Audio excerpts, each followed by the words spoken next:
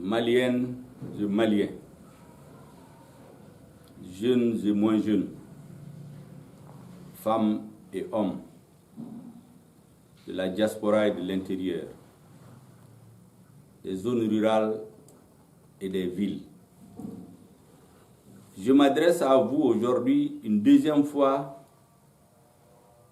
dans l'intervalle de 2 semaines pour dire l'opinion de mon parti sur un certain nombre de questions qui me paraissent importantes pour la vie de la nation. La première question dont je voulais vous entretenir est la violation de la Constitution par le gouvernement en place. L'article 70 de notre Constitution impose au chef du gouvernement de présenter un programme de gouvernement ou une déclaration de politique générale devant les députés dès sa nomination. Mais voilà que depuis 1 an, notre gouvernement, le chef du gouvernement a refusé de présenter une déclaration de politique générale devant les députés. Malgré tout, les Maliens ont entendu ici, au moment des préparatifs du dialogue national, le même chef du gouvernement venir dire aux Maliens, prendre l'engagement qu'il présentera une déclaration de politique générale dès la fin du dialogue, après avoir y intégré les résolutions du dialogue.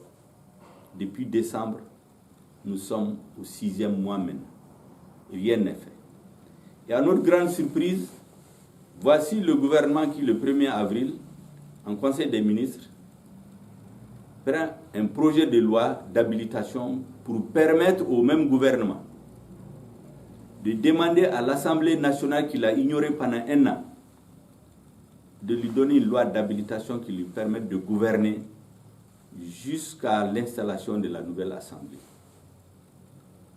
Cette attitude du gouvernement vous donne clairement une idée précise de la mentalité de ceux qui nous gouvernent. J'ai dit et je persiste que la réalité, c'est que notre peuple est pris en otage par une oligarchie qui n'a aucun respect pour les lois, aucun respect pour la population. Et c'est ce qui a expliqué d'ailleurs la malheureuse intervention du chef de l'État le 25 mars, où il dit qu'il maintient malgré tout les élections législatives pour le 29 mars 2020, au motif que c'est le dialogue qui aurait décidé. J'avais dit en son temps que c'était un mensonge d'État. Le dialogue n'a jamais fixé la date. C'est une date fixée par le gouvernement depuis juin qui a été entérinée par le dialogue. Mais le plus grave, c'est que le dialogue a laissé la responsabilité de la tenue des élections au chef de l'État. Le dialogue l'a chargé aussi d'assurer la sécurité sur l'ensemble du territoire national et le retour de l'administration sur l'ensemble du territoire avant de tenir les élections. Il n'a respecté aucune de ces conditions. Et donc venir dire que c'est le dialogue qui a imposé la tenue des élections, malgré le coronavirus, j'ai dit et je le répète, c'est un mensonge d'État qui n'est pas acceptable. Ça montre le mépris que ce gouvernement a pour la santé des Maliens. Mais le plus ridicule, c'est qu'à l'issue de ces élections, le 1er avril, le ministre de l'administration territoriale publie les résultats avec un taux de participation le plus élevé, le deuxième le plus élevé pendant les 30 dernières années. Je rappelle qu'en 1992, le taux de participation était de 22% au premier tour des élections législatives. En 1997, il était de 21,6%. En 2002, il était de 23%. En 2007, il était de 33%. Pendant toute cette période, le Mali était en paix. Et voilà qu'aujourd'hui, pendant que le pays est divisé, pendant que les 2 tiers sont occupés par les mouvements terroristes et leurs alliés, pendant que les populations meurent à travers les assassinats massifs, pendant que les militaires meurent tous les jours, faute de support aérien, faute de vecteurs aériens pour tenir face aux terroristes, pendant que les populations vivent dans la misère, on vient nous dire que le taux de participation est de 35,7. Autrement dit, depuis 30 ans, c'est le taux le plus élevé, à part celui de 2013. Qui peut croire à ça? C'est un deuxième mensonge d'État. La vérité, c'est que le bourrage des urnes a fonctionné en plein régime. La corruption a atteint des proportions jamais égalées dans notre pays. Une partie des agents de l'administration s'en est donné à cœur joie en vendant les bulletins de vote à des candidats, des bulletins prévotés pour bourrer les urnes au vu et au su d'un certain nombre d'agents indélicats. C'est ce qui explique cette situation. Et c'est pourquoi je dis que les résultats de ces élections sont une injure pour notre peuple, pour le bon sens, pour l'ensemble des amis du Mali. Le résultat, c'est que nous nous trouvons aujourd'hui nous allons nous retrouver avec une Assemblée nationale où, à part quelques députés qu'on peut compter au bout des doigts, qui sont élus régulièrement, l'écrasante majorité de ces élus vont être issus de la fraude, de la manipulation. Donc la corruption, les corrupteurs, les grands corrupteurs et leurs alliés vont venir occuper les bancs de l'Assemblée. Les mouvements terroristes et leurs alliés, des zones entières où on refuse le drapeau du Mali, on refuse la présence de l'armée malienne, on refuse la présence de l'administration. On nous dit que les populations ont voté à 90%. Qui peut croire à ça? Donc, nous aurons une assemblée avec quelques députés ultra-minoritaires représentatifs de la volonté du peuple, mais l'écrasante majorité vont être issus de la fraude, issus du vol, issus de la violence, issus de la volonté des mouvements terroristes, des milices armées et de leurs alliés. Le peuple malien est en colère parce que notre État a franchi une étape qualitativement nouvelle dans le processus de sa désintégration et de sa décadence. Nous devons dire non à cette logique macabre. Parce qu'en vérité, la finalité de tout ça, c'est quoi? C'est de faire voter la révision constitutionnelle pour organiser la partition de notre pays. Maliennes et Maliens, j'en appelle encore à votre sens patriotique pour rentrer en résistance démocratique contre cette oligarchie, pour l'arrêter dans sa démarche de désorganisation, de mise à mal des fondements de notre pays. Voilà le message que je voulais vous faire passer, parce que je ne suis pas d'accord. Je ne suis pas d'accord et vous serez d'accord avec moi que ces résultats-là sont faux et archi-faux. Maliens, Tieni Mousso, démissionne mon corba. Et je vais adresser à bi et Kakuma Saba Fawi. Comment follow et Premier ministre Mimbe, gouvernement Nyamwaya Labi. Aya de Mali Constitution, aka article 70 ko ni Premier ministre Sigra Domina. Sharia ya wajibaka akata déclaration de politique générale au programme de gouvernement présenté à l'Assemblée. Ni député ya Maria Dama, otuma aka Premier ministre ya Sinsina Odo. Abe Sankelembo, Mimbe Mali gouvernement Nyamwaya à ma déclaration politique générale chique. Donc ni Sharia la le gouvernement beka baraka te Sharia la fiu. A bora Sharia kono. Beya don no hakli bala. Ou be dialogue convoqué domina. Premier ministre nani sigi Malion benyana. Ka fokale ma déclaration de politique générale présentée. Kale be ya fa ni Malion ma mais ni dialogue banadron ni dialogue et décision minute avoir le servir au-delà ka déclaration de politique générale. Avec kalo worobo sisa. Kalo nani ou bien kalo dou foi maki. Donc ou be barake cher ou te sharia kono.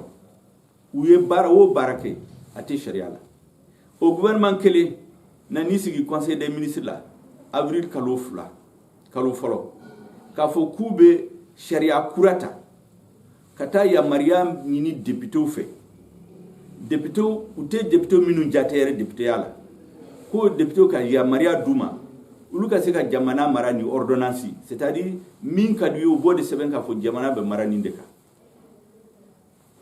au gouvernement ate barke Mali nafaka mawo ne a fo shen chama o de kama ko sisa Mali kera ina fo lemuru mugo dama o de bu sagoke ute sharia jate ute Malion ka intérêt jate min ka du au bout de ke Néo de Foucault, le Mali est pris en otage par une oligarchie qui fait ce qu'elle veut, qui viole la loi comme elle veut, qui en impose aux Maliens comme elle veut. Je ne suis pas d'accord. Mon parti n'est pas d'accord. Imper Masama Bi, Imper Masama Kunu, Imper Tessama Sini. Jamana Kamarani Togoto. Comment Flana est mouillé? Et Jamana Tigiko a kuma d'ofo le 25 mars. Quoi les Wajibilen donc élection organisée le 29 mars là? Halin coronavirus B. Ko parce que dialogue de a imposé à Kuna. N'y a faux, Mbessigaka, Tiente. Dialogue est mifo, dialogue est recommandation de que. Au crée dialogue est hakina de Yurula ou Kanga Baraki Tugomina. Mais dialogue a décision et dialogue a abla aller de Boloka. Aller de Kanga décision, dialogue ma sebe quoi obligé le nous. Ou les recouilliba, à qu'à sebe quoi président obligé le nous. Ou ya sebe, c'est le président. C'est de la responsabilité du président d'attitude fixe. Donc, quand on a un dialogue, il y a un dialogue. Et puis, comme il y a un corrélé, il y a un dialogue qui a une décision. Est-ce que le dialogue est bandé, mais il y a un coronavirus qui est baissé? Il y a un dialogue qui est marasisa.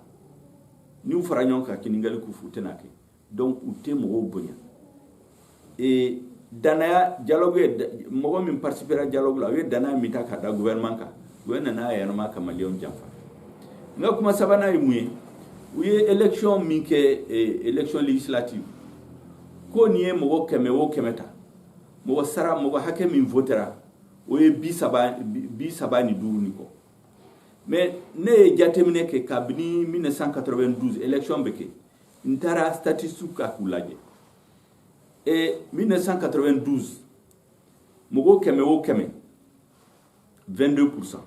Mogo Mugani Fla de Votera. 1997, Mogo Keme o Keme, Mogo Mugani Kelen Votera. 2002, Mogo Keme o Keme, Mogo Mugani Saba de Votera. 2007, Mogo Keme o Keme, Ko Mogo Bi Saba ni Saba de Votera.